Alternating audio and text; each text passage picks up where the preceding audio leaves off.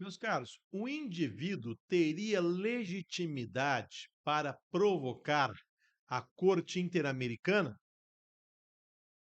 E um organismo, um organismo aí não governamental, uma entidade não governamental, poderia fazer isso?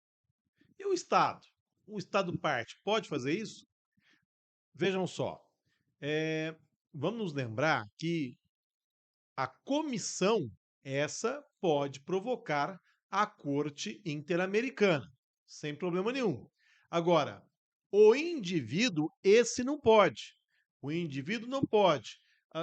As entidades não governamentais também não podem provocar diretamente a Corte Interamericana. Elas vão provocar a comissão para que a comissão possa, se o caso aqui, provocar a Corte Interamericana. Então, importante a gente lembrar disso. Olha, porque quem é que pode submeter um caso à decisão da Corte, então, vão ser ou serão os Estados partes e a comissão. Esses podem submeter um caso à decisão da Corte, mas os indivíduos e as entidades não governamentais não poderão fazê-lo. Por conta disso, se diz então que a Corte Interamericana não adota o que se convencionou chamar de jus standi. O que é o jus standi? É o acesso do indivíduo diretamente ao tribunal. Então, a Corte Interamericana não adota o jus standi. Ficou claro?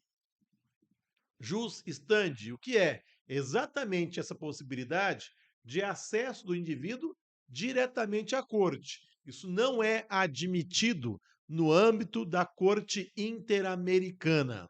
Perfeito? De outro lado, o que se tem é o locus standi. E no que consiste isso? Na possibilidade do indivíduo ser ouvido autonomamente no processo. E aqui, então, a corte adota, de modo que se permite até mesmo que os indivíduos requeiram medidas provisórias para evitar danos irreparáveis. Então, a Corte Interamericana, ela veio e adotou, então, esse locus standi, e não o jus standi. Perfeito? Tudo bem. Então, voltando aqui só um pouquinho. Então, não há o reconhecimento da legitimidade dos indivíduos. Não há materialização do jus standi. De outro lado, as pessoas e as organizações não governamentais podem se habilitar no processo. Vão atuar como assistentes ou como amicus curiae. Temos aqui o locus standi. E há a previsão também da atuação de defensores públicos interamericanos. Também temos aí essa viabilidade de atuação. Portanto, no sistema interamericano, pessoas e organizações não governamentais poderão peticionar diretamente à comissão. Em relação à corte, poderão fazê-lo apenas para requerer medidas provisórias em casos que já estejam sob sua análise. Guardem bem isso daqui, tá? Guardem bem isso daqui. Importantíssimo, importantíssimo. Também arriscaria dizer que pode cair alguma coisa a respeito disso. O que o examinador já escreveu a esse propósito? A restrição convencional imposta aos indivíduos submetidos à atuação da comissão para acionar a jurisdição interamericana não impede, não tem impedido que a Corte, por meio de uma jurisprudência evolutiva, com reflexos normativos, tenha garantido àqueles uma maior participação durante a tramitação da demanda, numa verdadeira concretização do locus standi in iudicio. Então, vejam só, eu disse para vocês que nós temos esse locus standi a partir aí dessa participação do indivíduo.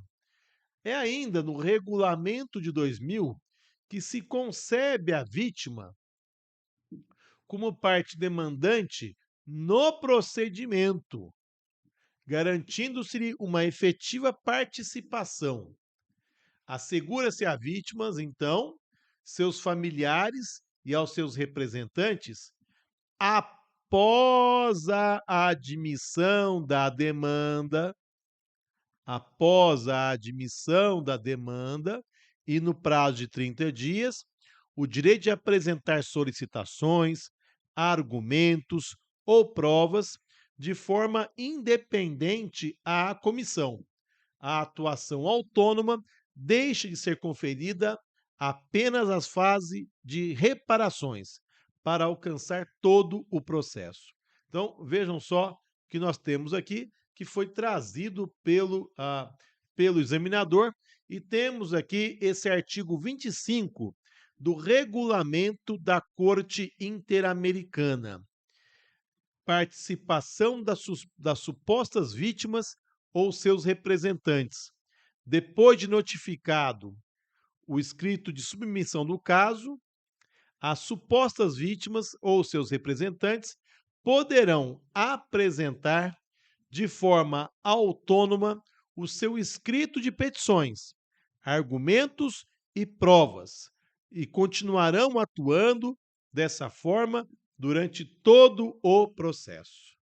Meus caros, ficou claro? Ficou claro? Temos que dividir aqui, e o examinador o fez de uma maneira muito clara no seu trabalho, na sua dissertação de mestrado, tá? E a gente tem que, obrigatoriamente, trazer aqui, enfatizar isso para vocês, que nós temos, de um lado, o jus standi e temos, de outro lado, aqui o locus standi. Jus standi seria o acesso do indivíduo ao tribunal, que a Corte Interamericana não admite.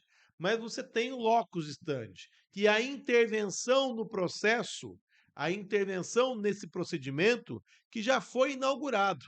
Aí você tem aí a viabilidade, podendo o indivíduo até mesmo apresentar requerimentos de medidas preventivas. Vejam ainda o que indica o regulamento da Corte.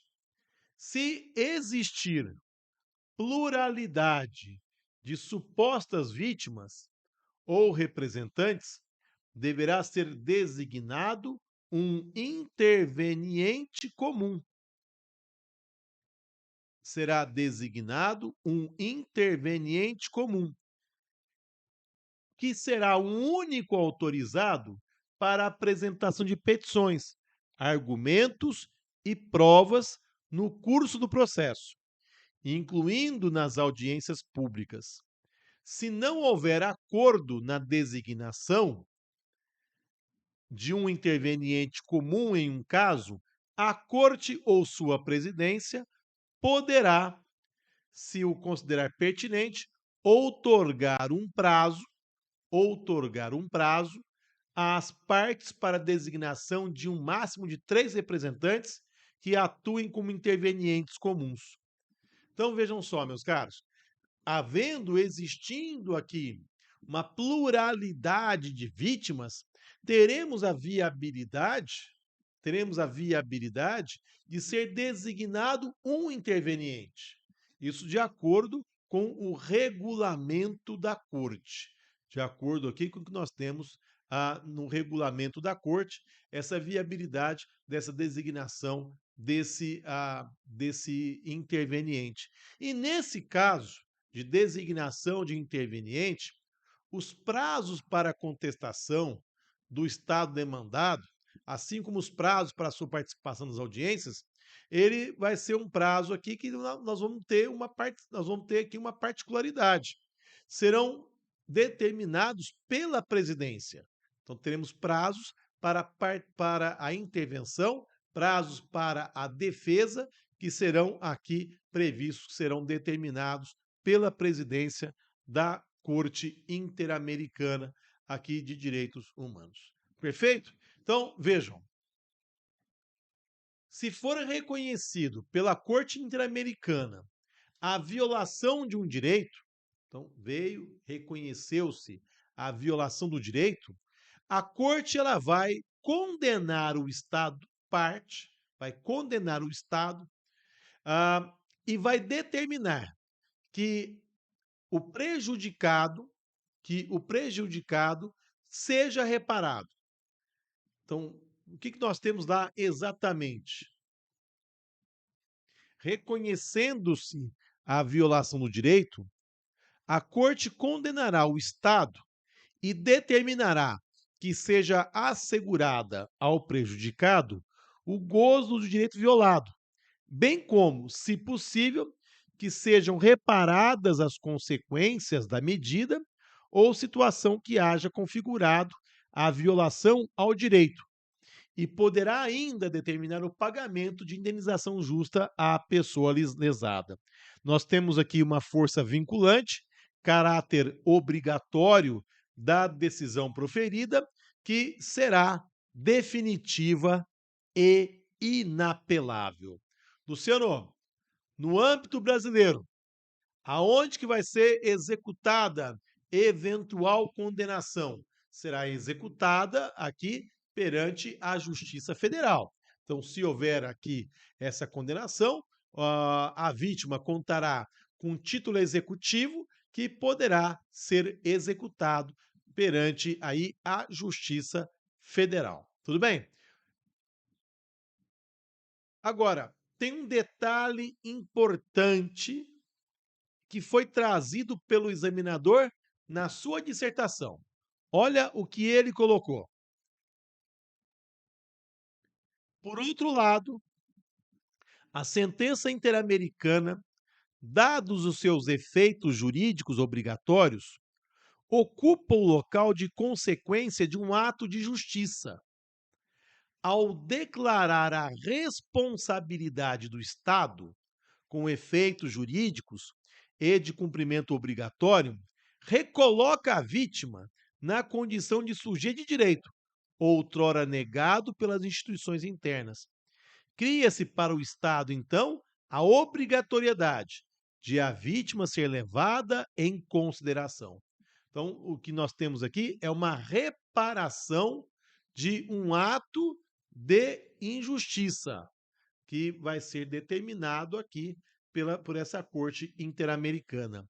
A primeira condenação no Brasil se deu no caso Ximenes Lopes, em 2006.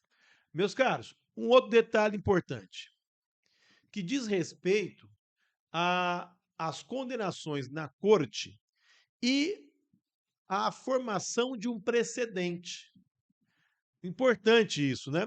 Que nós teremos que, da condenação proferida pela Corte, forma-se um precedente de observância obrigatória, não só por aquele Estado parte que foi condenado, mas também por outros Estados parte. E aqui o examinador enfatiza essa questão precedental, enfatiza essa condenação e essa formação do precedente. Então, ele coloca o seguinte: um segundo ponto importante, que se mostra, um segundo ponto aqui importante, é que quando a Corte decide determinada demanda, apesar dos efeitos diretos restritos aos sujeitos processuais, acaba por construir a norma convencional interpretada, conferindo o alcance e a profundidade do texto do tratado para todo o sistema interamericano de direitos humanos, como regra essa que foi fixada nesse caso aqui, que aconteceu contra o México. Então vejam, importante, porque o precedente ele não se forma apenas em relação ao Estado que foi condenado. É um sistema de precedente mesmo, de observância obrigatória pelos Estados partes, mesmo que eles não tenham sido condenados naquele caso.